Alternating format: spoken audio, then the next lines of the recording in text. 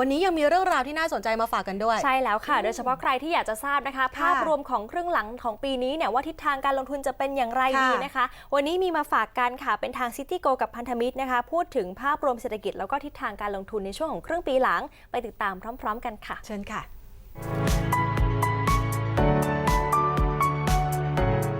คุณผู้ชมคะวันนี้เราจะมาดูทิศทางการลงทุนในช่วงครึ่งปีหลังค่ะรวมไปถึงกลยุทธ์สำคัญเลยนะคะที่จะสามารถสร้างอัตราผลตอบแทนที่น่าพึงพอใจให้กับพอร์ตโฟลิโอของท่านได้และในโอกาสนี้นะคะถือเป็นโอกาสที่ดีแล้วค่ะที่เราจะได้พูดคุยกันนะคะกับคุณดอนจันทร์สุภรินทร์ผู้อำนวยการอาวุโสฝ่ายบุคคลธนกิจจากธนาคารซิตี้แบงก์ประเทศไทยและทางด้านของมิสเตอร์เดวิดวองค่ะจากพันธมิตรคนสำคัญนะคะของ Citigold จากทางด้านของ AB ค่ะสวัสดีค่ะสวัสดีครับผ่านช่วงครึ่งปีแรกมาเรียบร้อยค่ะในมุมมองหลังจากนี้นะคะคุณดอนมองยังไงบ้างคะเพื่อที่จะให้คุณผู้ชมเนี่ยนะคะได้เตรียมพร้อมรับกับการลงทุนแถมหลายๆคนค่อนข้างกังวลเพราะว่ามีวิวที่ออกมาบอกว่าเศรษฐกิจในช่วงครึ่งปีหลังทั่วโลกเศรษฐกิจจะชะลอตัวนะคะก่อนอื่นต้องบอกก่อนนะฮะว่าครึ่งปีแรกที่เรามองว่าผันผวนเนี่ยจริงๆเป็นครึ่งปีที่ผลตอบแทนการลงทุนดีมากนะครับในทุกๆ asset class ที่เราตามเนี่ยจริงๆมีผลตอบแทนที่เป็นบวกแล้วก็อยู่ในระดับที่ดีทีเดียวนะครับทีนี้เราก็ต้องมองว่าปัจจุบันเนี่ยจริงๆความเสี่ยงในการลงทุนยังมีอยู่ค่อนข้างมากโดยเฉพาะอย่างยิ่งเรื่องการค้านะครับที่ยังเป็นประเด็นที่ต้องติดตามต่อไปทีนี้ปัจจัยเหล่านี้มันจะทำให้เกิดความผันผวนต่อไปแต่เรามองว่าเป็นช่วงจังหวะตลาดที่เรายังจะต้องลงทุนนะครับแล้วก็มีการกระจายความเสี่ยงที่ดีนะครับเพราะฉะนั้นเนี่ยในช่วงที่เหลือของปีนี้เรายังแนะนำให้ลูกค้าเนี่ยคอยบาลานซ์พอร์ตโฟลิโอแล้วก็ลดความผันผวนลงนะครับแต่ยังแนะนำให้ลงทุนอยู่เพราะเรายังเชื่อว่าตลาดยังอยู่ในบรรยากาศที่สามารถลงทุนได้ในระยะใกล้ๆถึงกลางนะครับก็เลยเป็นที่มาว่าจริงๆเราก็มีความร่วมมือกับทาง AB ด้วยที่วันนี้ชวนคุณเดวิดมาเล่าเรื่องกอง low volatility ว่าทำยังไงที่ในบรรยากาศที่เราอยากจะลงทุนแต่อยากให้ความผันผวนเนี่ยมีต่ำลงเนี่ยต้องทำยังไงครับ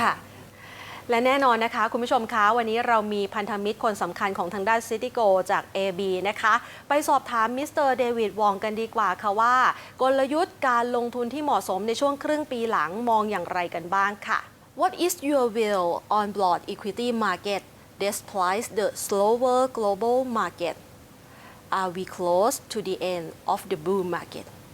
While this has been one of the longest, in fact, it has been the longest economic expansion in the last 160 years, it has also been the weakest. And so when we talk about the age of this cycle, I would say that age is just a number. And when we think of what ends economic cycles, it is usually that there is too much inflation and that the Federal Reserve must act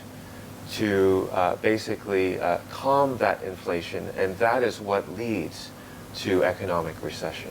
But we don't see any of that in the current economic environment.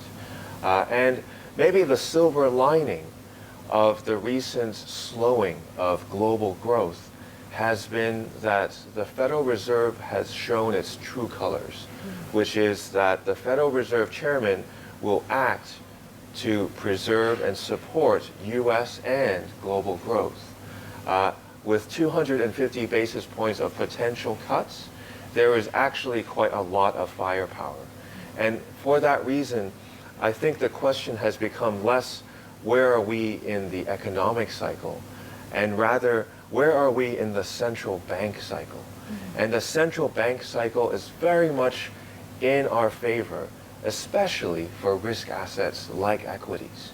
And when we think of equities, although it is a more volatile asset class, and we still think there is going to be volatility, by basically saying that they will support growth, the Federal Reserve is in fact signaling that there is a put on global and especially on U.S. equity prices, which is why the S&P is at 3,000. And when you also think about valuation, although it has gone up, there is still significant earnings growth in the U.S. market, especially from the growth-oriented sectors like tech or healthcare that are less tied to the economic cycle. And when you also have such low rates are an anchor for higher valuation multiples. And another way of saying it is simply that because the Fed will support growth for longer, we can also believe in the earnings growth of the companies in which we invest for longer as well. Is there particular strategy that are suitable for current market environment? Yes, we find that the types of companies that you want to own may shift during the course of an economic cycle. And what we believe is that you want in uncertain economic environments to own companies that will be profitable, highly profitable, in fact, regardless of where we are in the cycle. Businesses that are protected because of their dominant market position or because of their intellectual property. So high quality is very important. Another factor that is very important from our perspective is to buy companies that are stable. Not just economically stable or fundamentally stable, but are also less volatile than the market. We find such companies can really help protect your downside risk when there is a sell-off in the markets and helps you build your wealth from a higher base when markets start going up again. And then finally, you want to avoid companies that are too expensive. And we find that by looking at the free cash flow yields of companies, having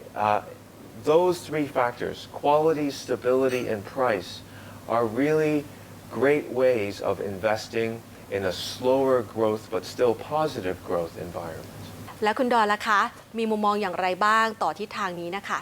ได้ครับก็ ค่ะ จริงๆอาจจะขออนุญาตเสริมทางคุณเดวิดนิดนึงนะครับ ค่ะ ก็ในบรรยากาศที่มีความผันผวนสูงเนี่ยนโยบายการลงทุนที่มุ่งเน้นหุ้นที่มีการเติบโตที่ดี มีความผันผวนน้อยนะครับแล้วก็มีราคาที่ยังไม่แพงมากอย่างที่คุณเดวิดได้พูดถึงเนี่ยก็จะช่วยทำให้เราสามารถได้ผลตอบแทนที่มีประสิทธิภาพนะครับในบรรยากาศการลงทุนแบบนี้นะครับซึ่งที่ Citigold เนี่ยจริงๆเรามีการวางพอร์ตโฟลิโอให้กับลูกค้าอยู่แล้วนะครับสามารถเข้ามาปรึกษากับเราได้ แล้วก็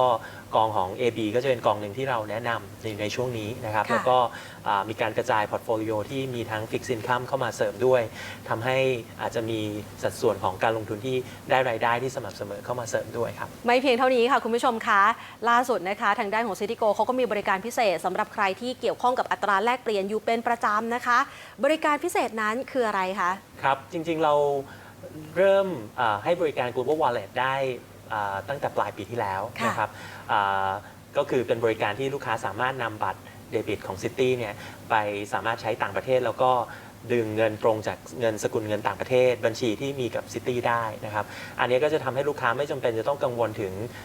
การแลกเปลี่ยนเงินตราตอนที่ตนเองใช้จ่ายนะครับหรือว่าไปเบิก ATM ต่างประเทศสิ่งที่เราเสริมนะครับในเดือนที่ผ่านมานี้คือ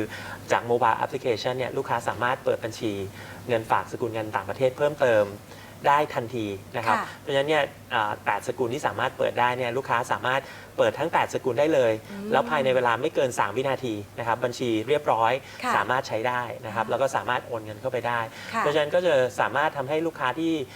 อยากจะเริ่มวางแผนสำหรับการเดินทางครั้งต่อไปเนี่ยสามารถใช้บริการ Citi Global Wallet ของเราได้อย่างสะดวกสบายยิ่งขึ้นครับค่ะและนี่แหละค่ะมาทบทวนกันนะคะเพื่อที่จะประเมินถึงภาพมุมมองตลอดทั้งปีนี้นะคะให้คุณผู้ชมสามารถวางแผนแล้วก็มีกลยุทธ์เอาไว้ใช้จัดพอร์ตสร้างผลตอบแทนที่ดีให้กับพอร์ตของท่านรวมไปถึงใครที่เกี่ยวข้องกับอัตราแลกเปลี่ยนนะคะ8สกุลเงินหลักค่ะสามารถใช้บริการพิเศษนี้ได้กับทางด้าน Citigold แล้วค่ะวันนี้ขอบพระคุณทั้งสองท่านมากเลยค่ะ